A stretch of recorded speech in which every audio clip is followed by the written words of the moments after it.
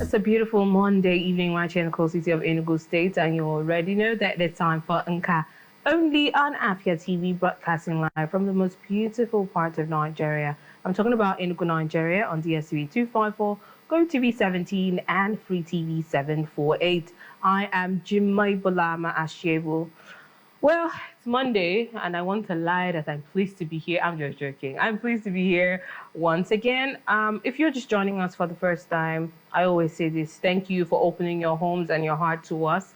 Nka simply means art in Igbo, and over the course, we did start off with having conversations with people who are in the entertainment industry, but we're sort of evolved, and now we get to bring amazing individuals who have lovely, inspiring stories to share with you every single night from Monday through till Friday. And it's definitely a remarkable one, which you definitely need to be a part of. Tonight wouldn't be any different, but I'd just like to give you highlights from the weekend. One of which was, I think Saturday was National Mother Tongue Day. And it just made me think about how some of our languages are going extinct. Don't ask me if I know how to speak my language. I wish I did know how to speak my language a lot more than I do. And it just makes me think about my kids, who are coming after me, and how I need to be deliberate, in making sure that this tradition continues. And of course, they get to learn to speak their mother tongue. It's very important because it's an identity. It doesn't feel good. I remember growing up, when I was much younger, and I walk into family gatherings and everything's high paced. So I used to feel lost, and it hasn't really changed, so much. But nevertheless, I think this generation can do a lot more in preserving our rich cultural heritage. And that starts from our language, which is our identity.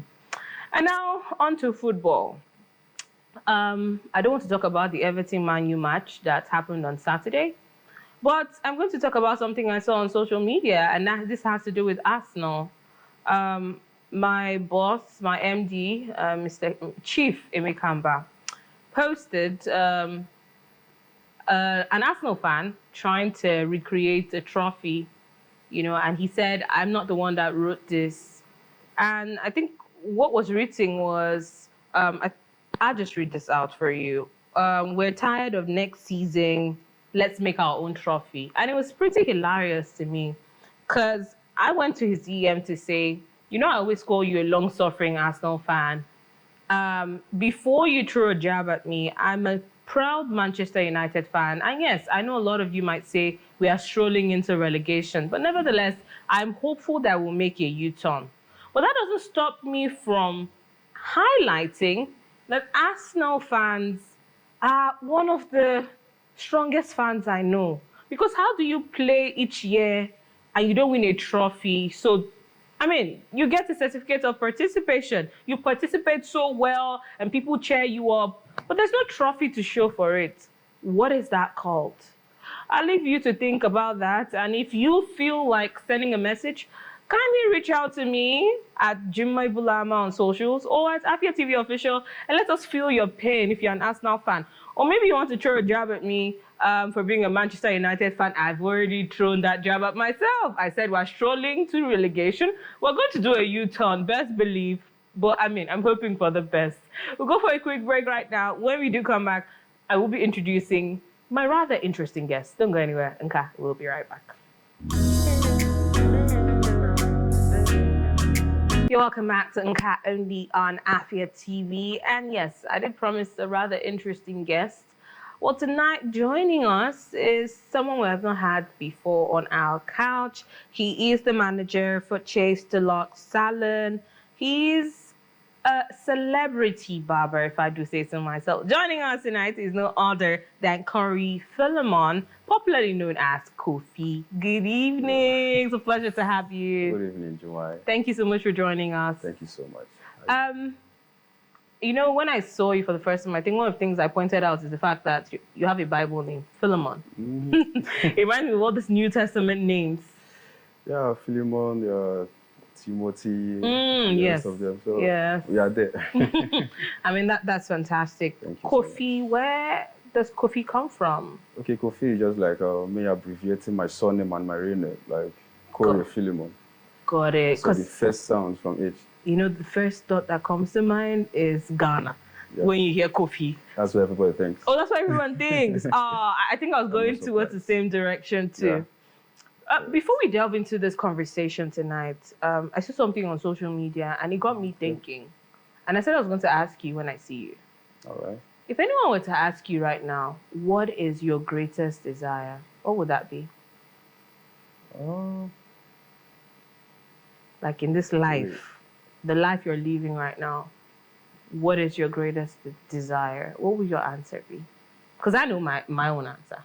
To be sincere, I want to make a good father. Like, it's not really easy coming from my dad, and it's a lot. So I think I want to correct the, should I say mistake or should I say narrative? Yeah. He had a lot of flaws. I'm not blaming him for it because it's just the first time he's been a parent. He never gone to any tutorial, so it's not his fault. A lot of challenges, a lot of things. So I won't like it to repeat itself. Got it. So I desire to be the best father to my children. I think that's pretty much it. That's it. That's very sweet. That's very fantastic. Thank you. And you got me by surprise today because I wasn't expecting you to say that. Normally, when you ask people what their greatest desire is, people will say, "Oh, I want to be a billionaire. I want to make so much money. I want to do this." But I like the fact that your desire was heartfelt and it's somewhat similar to mine. I was thinking about it, you know, right before coming down from the makeup studio, and I know for a fact that I want to be a mother that my kids will be proud of. Yeah. I want to be that woman, that high flyer that my kids will go out and say, yes, that's my mom. I want to achieve a lot. I want to make an impact and I want to touch lives. But apart from all of this, I want to be someone my kids will be proud to call their mom. You know, so when people were saying, you know, greatest desire, honestly, that was the first thing that came to mind for me. So I can definitely relate to what you're saying. It's heartfelt, it's amazing, and it's sweet. All right, so now let's talk about you, Korie. I like your name. It's very foreign. Thank you. It sounds it, but it's a local name. Yeah. Really? Korie, like... Korie, it's not Korie. No, Korie, not Okore. So wait, I pronounce it as Korie. Is it Korie or Korie? Korie. Korie. Yeah, which is correct. Which takes me now to where you're from, where you did grow up, schools you attended, and how it led you to being famous in the barbershop industry. Okay. I come from Umoche, Amuzi, the local government area, Obo, to be precise, in Imo State. So, but we didn't grow up there, me and my siblings. We grew up in Abuja. Interesting. How was the experience growing up in Abuja like? It's kind of, it's mixed though. Okay. You know, people hearing you from Abuja, they think you're a big man, you're Ajebo and all those things. So. Did you learn to speak any Hausa? I didn't learn Hausa, but I never knew it would be something that serious, so this Hausa of a language. Because I was in the midst of them. But though where we lived was not really in the Hausa area. Okay. Because we met children like us, but we do interact with English and Pidgin. Do you understand? So you just know your parents want to call you and they call you your Igbo name and they speak Igbo to you, and the Hausas amongst us, the same thing happens. So when we come together, we speak Pidgin. Do you understand? Which is kind of, should I say, a lingua franca for Nigerians. Of course. We don't want to accept that. Yeah. That's just it. So this wasn't really a smooth one. I just wish I had the Abuja life as someone that grew up there, but it was more like me living in the creeks, you get. I grew up in a place called Zuba. I don't know if you've heard of Zuba. Zuba, Wagulada, that area. Oh, the weather there. The weather there, when it's hot, this thing you're saying just took me back to my post-UME days when I was trying to get into University of Abuja. And the sun, you know when they say scorching hot, Yes, it is. I went chocolate skin. I came back dark. Wow. So I don't know what you experienced, but just a week there was crazy for me. No. Oh, you won't spend a week. So we grew up not knowing the difference because we never knew things like ACs and all that. We just know that if heat do, you go bath, you get. So yeah, that kind of life. So growing up, it wasn't really easy. Though my dad tried his best, like I never knew he was trying his best. To be frank, you know, growing up as a kid, you just know that if you just need this, you should get it. Not knowing that this person you're asking this from needs to check a lot of things before granting such requests. So when you come for bicycle, he said no, and he'd be like, Daddy no like us and all that, which is not supposed. But to us, it's not a good thing. You should get you that bicycle now. You should get you that sneakers and stuff. So not really easy though. Yeah. But growing up to this age, I noticed that he was even fighting a lot of things we never knew. And as the first son in a family of 12, two boys. The first? No, my dad. Okay. My dad. As the first son. First son in a family of 12, of which that's a lot. 10 are females. That's a lot of responsibility. A lot. He dropped out of school for others to continue, and oh wow. Since then it wasn't really rosy for him. So as a man now, once the time reaches, whether you are financially okay or not, you just have to start reproducing. Do you understand? And besides, you won't like his name to go out, the name of the family, so you have to come up with something. So you're taking me to a very lovely place, and this has happened before when I used to work on radio. All right. To talk about dynamics, family dynamics, you know, and how growing up, we used to look at our parents and feel like they weren't doing enough. Thank you. We were not as appreciative of them as now when you look back, you should have been. Yeah, sure. You know, because I was seeing something on social media recently, and it was talking about mothers, and he had to say, how many of us give our parents grace? How many of us give our mothers grace, especially female children and their mothers, the dynamic? How many of us give out, your mom is just a girl. Yeah, exactly. Your dad is just a boy, you know, and they never did this parenting thing before till you came. You were, a lot of us have been used as a test, test material. Is when they do it to you and say, oh, this is not good. Your sibling, they don't try with you, you know? So, I mean, it just makes us realize and remind ourselves every single day that while our parents are here, regardless of how flawed they are, I think it's just to appreciate the little moments and to appreciate the fact that you have them in their lives. A lot of people would give heaven and earth to just have their parents. So, flawed or not, your parents are your parents. And it's just to appreciate them while you still have them around. All right. So, as a child, did you know that you're going to, you know, go into the haircut industry? I've always liked it. Where did you see it for the first time? Where were you fascinated by it for the first time? Okay, for the first time, it was when the first time my dad gave us the privilege to go get any haircut we want. Interesting. When was that? I was 8 then. Okay. My elder brother, which is the first child in the family, I think he was older than me then. So we had this privilege. He doesn't do it at all. Like, we just have this, I won't call him strict. You just go all bad. Like, like army style. Everything. Thank you. Military style. Yeah, everything off. You know this situation where you go to the barbershop and you be like, barber punk, then you be like, you get, I got barber skin. That kind of thing. So he was trying to, I don't know his reason there, maybe to save money or to at least to elongate the time period where for the hair will grow. So that's it. But this very Christmas season, he was like, okay, go get your haircut. No matter the style, just feel free. So when we got there, oh my God. And this time he didn't take us to the normal street salon. So we were privileged to let me say, the black and white of today then.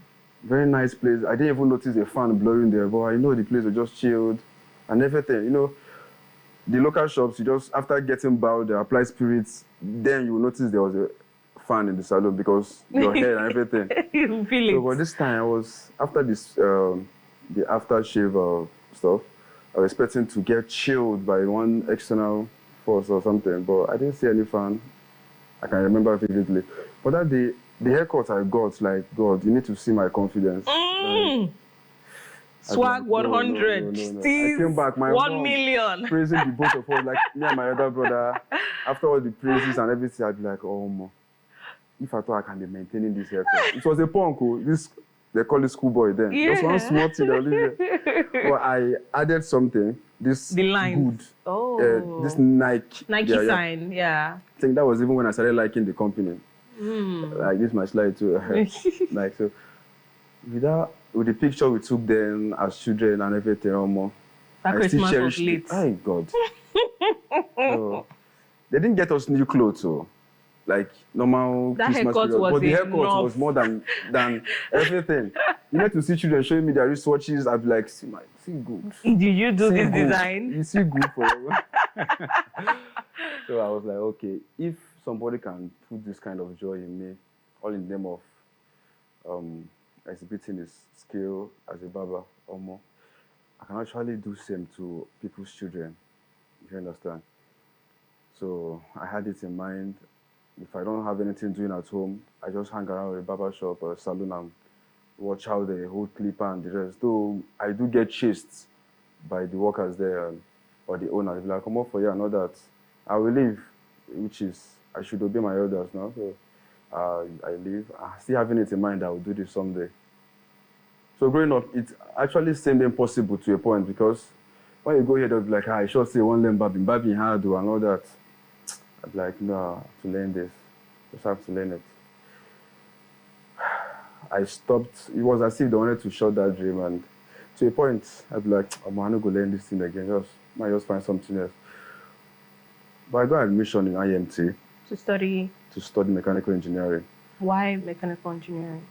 Because, mechanical engineering to me, I want to own cars. Do you understand? I want to own cars. And I would like to actually fix them when they go bad. Yeah. Instead of people doing what they think they should do and getting the car more bad. So I actually want to fix things myself. Do you understand? Even going to the barbering side, I want to fix my child's hair and all that. So I think these are steps I want to take, like bringing the family closer, getting my kids close to me and stuff. So that's amazing. But now, looking back, did your dad have any dream for you? Because parents have dreams for children. Like, for children, I know my dad, if my dad is watching right now, he wanted me to be in the military. My dad's a retired military personnel, and his dream was for me to work in the finance department in the military, which is why he made me study banking and finance. So, my dad had one for me to be a doctor. Exactly. Because he has this love for anything this medicine. He has this book currently titled A Place, a Village Where There Is No Doctor. Very old book, like you barely see it now. I doubt if they even sell it in bookshops. I doubt, because it's medically inclined. If you must have a copy or something like that, you must have a connection to somebody in that field. So growing up, he do ban us from going to that book because you say things you're not supposed as kids. You understand? But I remember some pictures in the book and I'd be like, oh, truly this is something he wanted to do, but I think there was no financial backup for him to continue. So he wanted one of his children to do that. How many were you guys? You are four. So he forced the first one, which is my other brother, like going into this and the rest. Even along the line, he was doing it to me, but to the point like, let him just grow up and let's see how far. So luckily for him, should I say his grace, God did it for him. My younger sister, growing up, she just wanted to be a medical doctor. She wrote a letter to my dad, I think primary 2. a letter with the right addresses and everything. That letter is one of the things my dad cherished till today. Oh my God. You need to see where he kept it. So, because the girl wrote it to, should I say a letter or essay, something like that. Wrote it to my dad, telling him that she wants to be a medical doctor. You understand? The day my dad received the letter, I remember my mom telling us that when the letter came to my dad, because she wrote it, gave it to the teacher, to her teacher, to give it to the dad, more like post office, and he sent somebody. So when my dad opened it with the children handwriting, though he understood everything, he shed some tears though, because he was like, God, like, so finally somebody wants to do this. Because she was the only one amongst all of us that my dad didn't pressure, or he must be a doctor, you know? Yeah. Stuff like that. So my dad liked that line of work, and he wanted someone to do it in the family, but he thought it's all over. But this, my sister coming up to do it. Currently, she's studying optometry photo. Interesting. You understand? Yeah, she'll be in 400 level by September, thereabout. She's disturbing us when it comes to the money aspect. It's expensive. It's an expensive course to study. It's expensive. Oh. It sure is. But we thank God. Of course. Now, right before we go on this break, you made mention of people telling you, you sure say you want to learn this thing, or like it's hard. Would you say it's hard or not? Okay. Judging from my point of view, because I've Your learned it already, yes. you understand? I won't say it's hard, but someone that has no knowledge, or let me say 0 to no knowledge about it, might seem very difficult depending on how you catch up with things.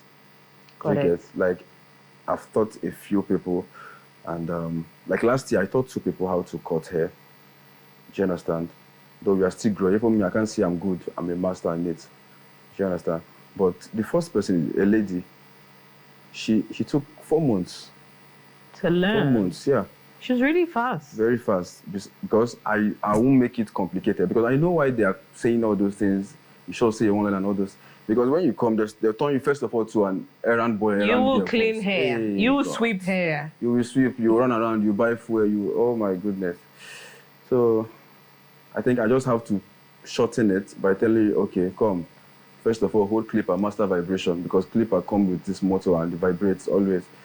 So master vibration of clippers first of all. Then are you good? Okay, can you hold it with 2 fingers out of all the 5 in one hand? You say, okay, when you are good with that, then we move on. I always use myself as an experiment, like I give you my head to do your magic. So wait, the magic, we need to go on this break. When we come back, you would explain the magic that you're talking about. Don't go anywhere. Nka, we'll be right back.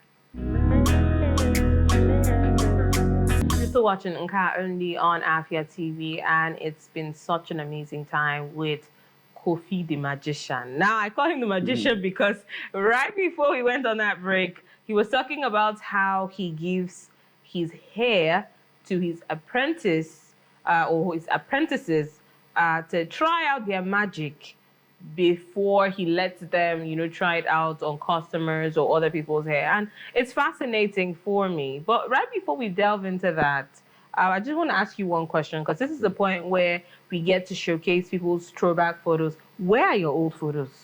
I went to you're a very private person. I need to say this, because I went to your Instagram, no old photos. You don't even have a Facebook account. What's going on? What relationship, what hate relationship do you have with social media?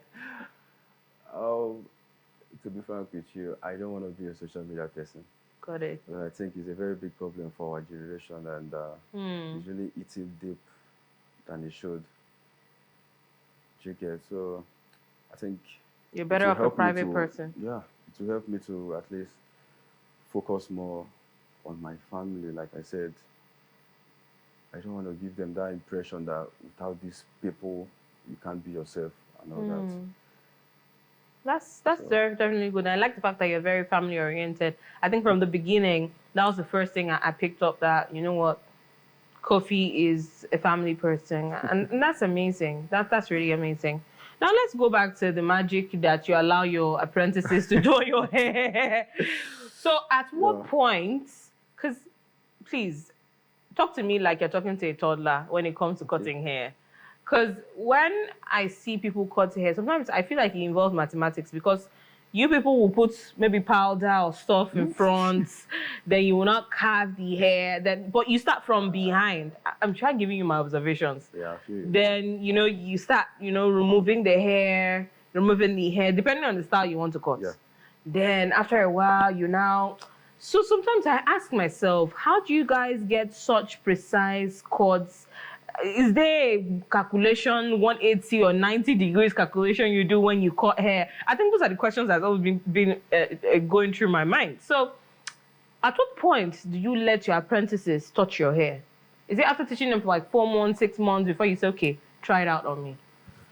Or from the first week? I think I'll go with the first week or second week. Let me just say second week because first week is more of you mastering the hold of clipper. You get, so you have to hold it, not like holding it with all your hands. First of all, you hold all your hands to know that okay, this vibrates. Then with this, your index and thumb, you get, holding it with these two, you show me that okay, yes, you are serious with this. Then I'll be like, okay, see what you do for me. I'll show you what to do on my hair. Like first of all, I teach you line up, which is the carving. So that lineup is what you just asked me is that is the barbing. That is barbing. Oh. You get that is barbing now because you can't tell me you want to learn barbing and you don't want to know when to pull the skin area, the low cut and all that. So you just have to know that okay, this is what you do. And see the problem, people come with different shapes of head. You get some come with oval and all that. So you need to know the different shapes of head. You need to know, and somebody might come with a shape of head that won't align with the haircut, the style, the hairstyle they want. You understand? So what do you do in that case? What you do, you have to tell the person that okay, see, this might not actually fit, but if you want me to go ahead, I will do my best. You get, because I've been in this field, so I just know how to manipulate my way through and give you what you want. You understand? But I will show you other hairstyle that might fit your head. So it's not left for you to now choose. You actually want this one you came with, or you want to switch to my own option. Now, this takes me to your most excruciating experience when you had to deal with a very tough client. Because, I mean, you just painted a picture, you painted a scenario for me, and while you were painting it, I was just waiting for you to finish because I know people, it's a friend of mine in high school, and just sorry to digress a little bit. Yeah, no problem. His head was shaped, I don't know the shape, but it was more like this. It comes down and it goes up. And then we always used to touch his head in school, just play around. We used to call him waterhead because his hair was very soft. So I just, when you said what you said, I was just trying to imagine, someone with that kind of shape of head, coming and saying they want a certain style and, it not fitting them and they insist. And when you do the hair, they're like, no, this is not what I asked you to do. So I would like to know, how many experiences have you had with tough, clients, giving you issues with their haircuts? Yeah, there are a lot of them though. I've met a lot of them, and to a point now, like currently now, it's not a big deal for me anymore because once you just tell me what you want, I'll be like, okay, see what will happen. If you want it to go ahead, want me to go ahead, fine, I will. But first of all, I will before showing me the Will Smith on your phone. I like the fact that you said this. I love it. Don't show me Will Smith on your phone. Can you just show me a picture of you with this haircut before, maybe? Show me before. Let me know if actually that's what you want, or you just want to try something different entirely. You get? So most times they laugh and be like, oh, more. I've not tried it before. I want to do something. I'll be like, okay, thank you. So let's go ahead. So just have it in mind that you have to accept what it will look like. Do you understand? Because I will only cut the hair, not your head. Do you get? I only cut hair, put it in the right shape. Do you understand? Not your head. Because some people, after the haircut, they'll be like, guys, see now. I'll be like, now your hair did you touch now, not hair now. So I have to put it in a way they'll understand. And you don't have to be harsh because these are customers. Most times they don't even understand. They just feel like once they are here, like when I worked in black and white, anybody coming to black and white just have this notion that this is where the best barbers in these states stays. You understand? And most times, these guys you call the best barbers are just people like me too that want to give you the best. Do you understand? But the shape of your head can actually be an opposing factor to it. Do you understand? So I have to explain to you. These are things you tell your customers, you make them understand first before diving into creating it. So, you know, this just reminded me of an experience I had with a barber shop. I'm a very kind person. I went home to cry. It's when I started, it takes me back to 2022. I just started working in Afia then, and a part of me wanted to, I went on social media and I'm seeing this girl tire cuts, I'm seeing hairstyles. I'm like, this looks good. You know, I'm tired of this, my hair. I mean, it's not growing. I need to do something about it. Okay. So I told my husband, I said, you know what? My then fiance. I was like, you know what? Let's go to the barber shop. I'm going to cut this hair. And it's like, are you sure? I'm like, yes, I want to cut this hair. We go to one of these reputable, I will tell you after the break, I don't want to spoil anybody's business, but they need to do better. And I'm sorry to say this with no form of disrespect to anybody. I went to get the Antabeka cuts. They gave me Boris Johnson.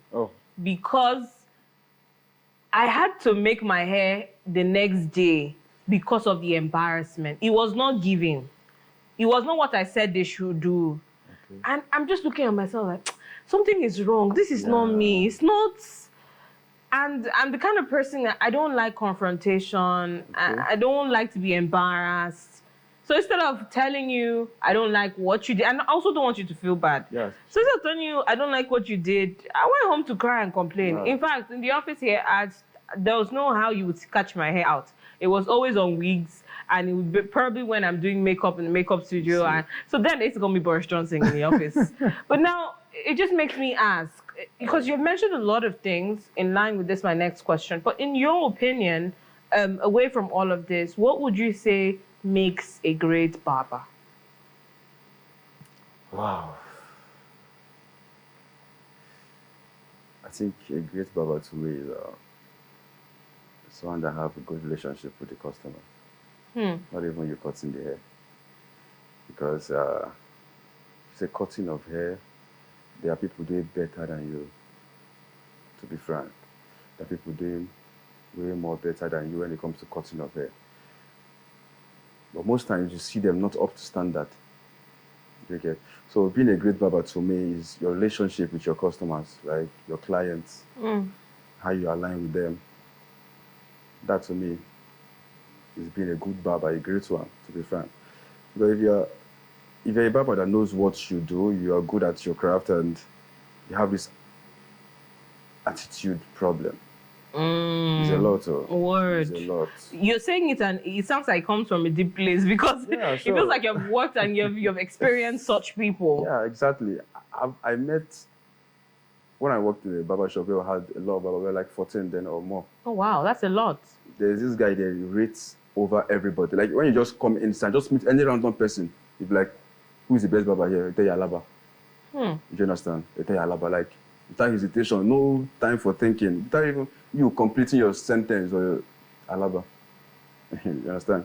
But coming down to this Alaba of a guy, this guy grew up in Onitsha, and there's a place where there is, you know now, Onitsha, no nonsense people and the rest. So this guy will actually tell the client, oh boy, this is your head, nah, nonsense head. Oh my goodness, man of approach. Oh wow. So after everything, this person will be okay with the haircut, but they won't feel good. The whole thing won't be happy. So him going home and they'll be like, Omo, where you barb? This Omo, you too much. You are for. And you see this person coming back to black and white or that particular place, not coming back to the barber. You just look for someone else and just, he doesn't even mind if this person spoiled the hair, but they are laughing throughout the session and being happy. So it's not, what is most important about being a barber? It's not just cutting your hair, but how you make the customers feel. I think this is different. Now, this is the barber business now, how you make a customer feel. This is the business now, because my relationship with you now, like let me just say, for instance, you are in my shop and there's this football game going on, and while your hair is being done, we're talking about this match and everything. I take my time, we discuss a lot of things during the session, you'll be like, at the end of the day, after pay, you'll be like, my bro, the dab and all that. Tomorrow, this guy might not actually, you might even do bad on the hair.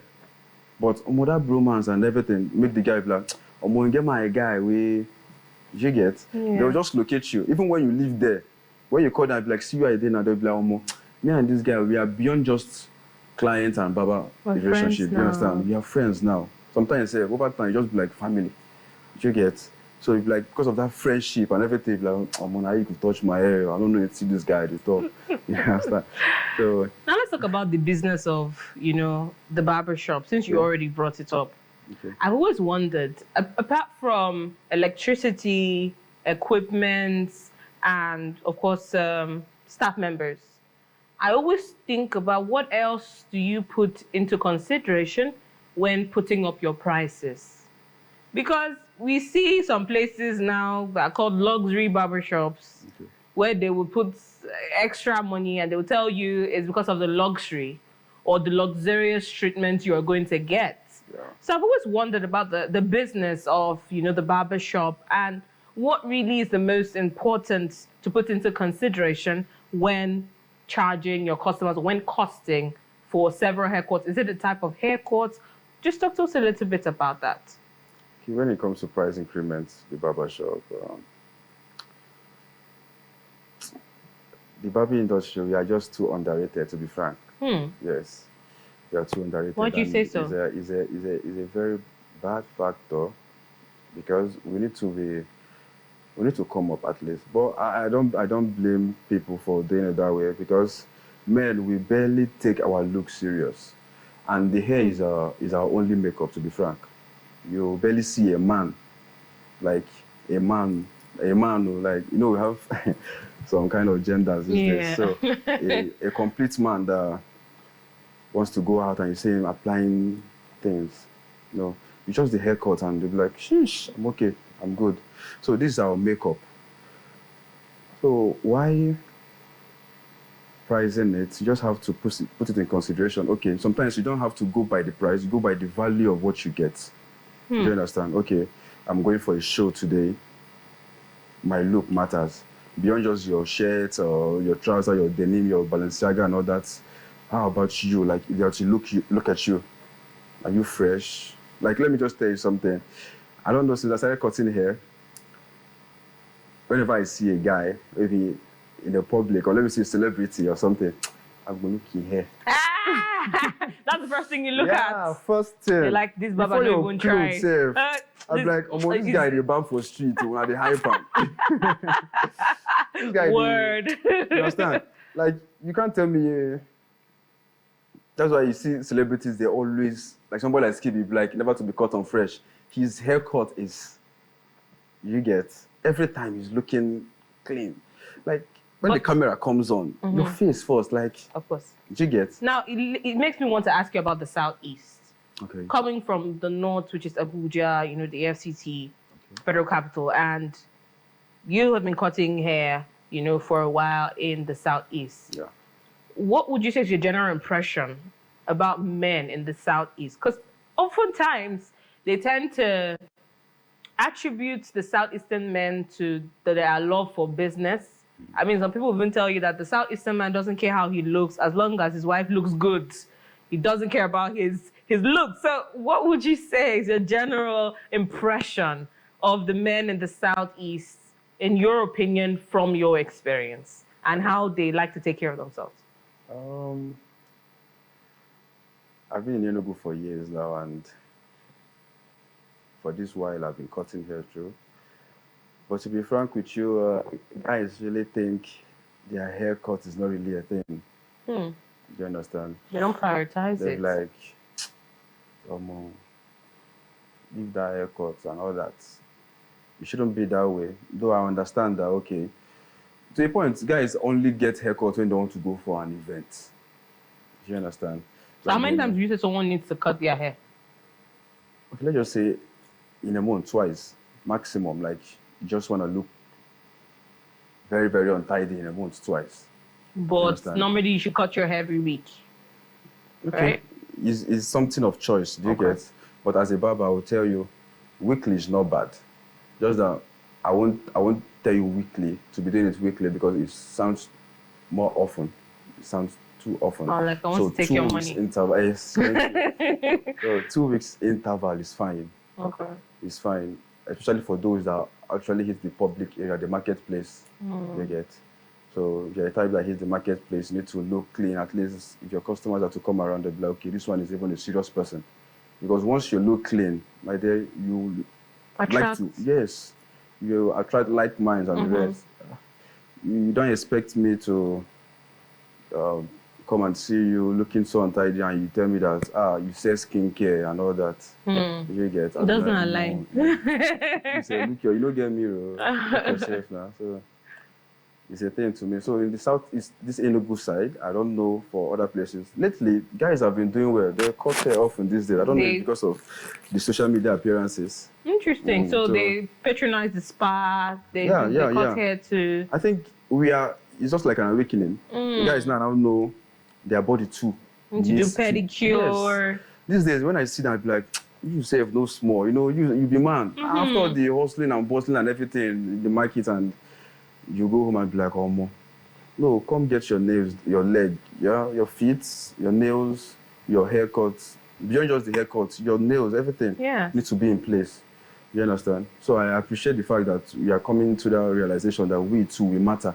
Because only just our girlfriends and sisters that always hit the salon like weekly. Do you understand? If they are not doing their nails today, they are opening, they are piercing, they are making one new piercing, they must go to the salon. Do you understand? Yeah. You must see them at the salon. So guys doing it these days, I really appreciate it.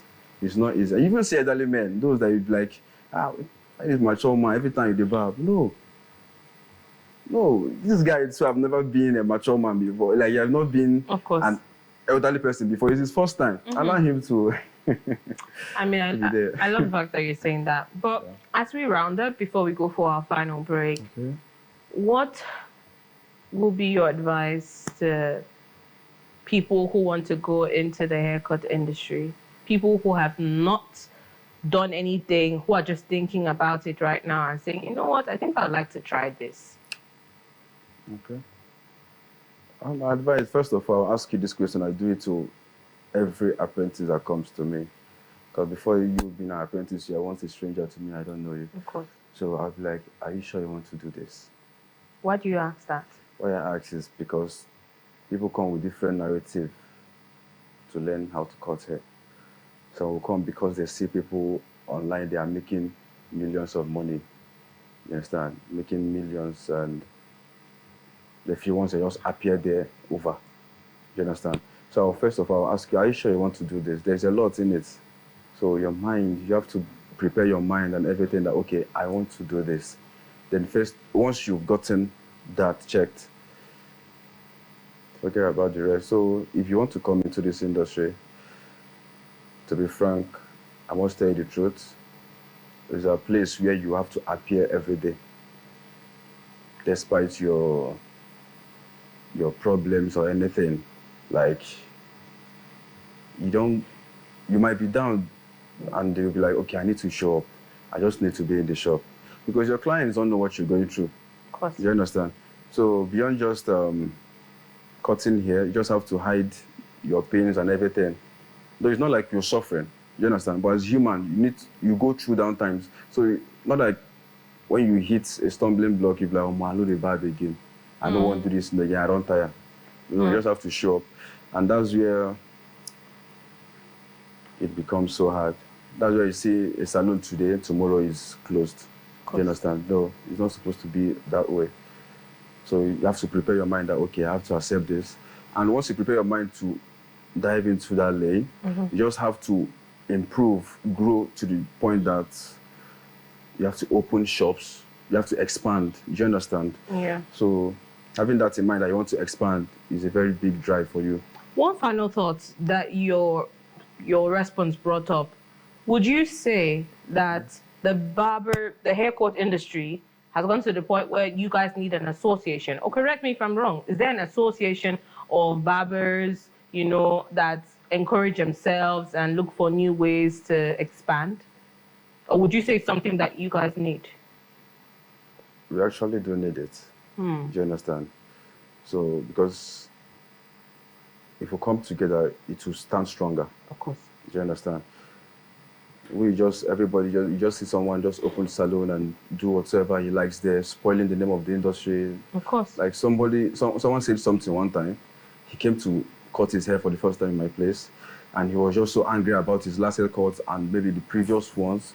He'd be like, "Oh, I never see." Say, you said so many things that day, and he said something. He was like, "If they never shoot one barber, others no go learn." Do you understand?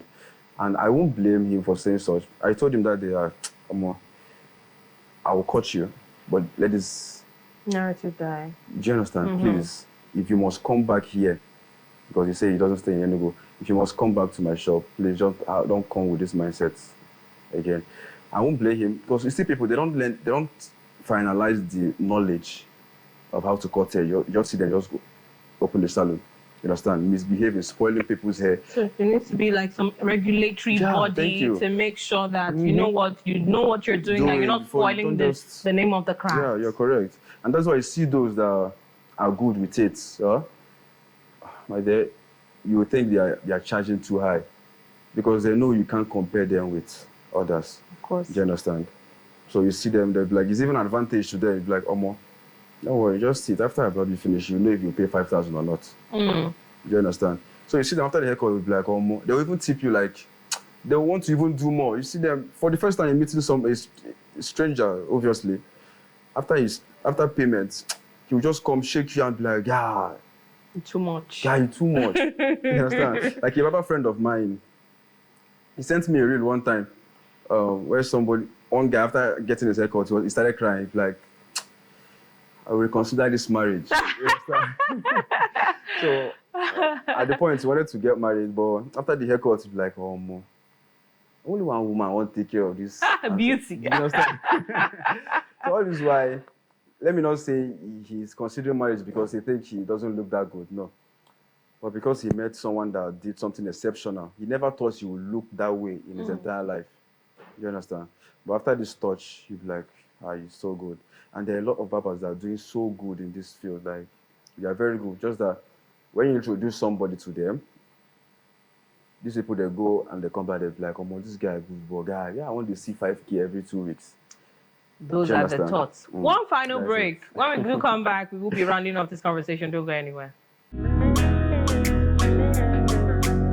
It's been such an exciting time with Korie Philemon, popularly known as Kophi. And yes, we've really delved into the barbering industry. Who knows? I might just go under the tutelage of Kophi to learn how to cut hair and become a celebrity barber. But as we round up, you made mention of some barbers who are up there. Which of those barbers would you say you look up to in the haircut industry? Okay. Oh, I must mention 360 GZ. He's an American. When I started around 2018, when I started to, okay, this is the time for me to start learning. So 360 GZ really helped me a lot. You watched a lot of videos from him. From his YouTube. You get, like, to a point, he will just stop cutting hair. He'll come and talk to you like a father. He'll be like, he'll tell you things, morals and everything. He'll be like, beyond just cutting of hair, there's more to this place. Like, these guys, they increase their prices, like, not even minding what the customer thinks, because they have come to a level wherein they can actually, their customers actually understands that, okay, this is it. You understand? So that is it for 360 GZ. And down to Nigeria here, to be frank, I only have one person in mind, Blade.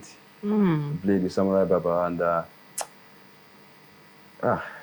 he's a lot.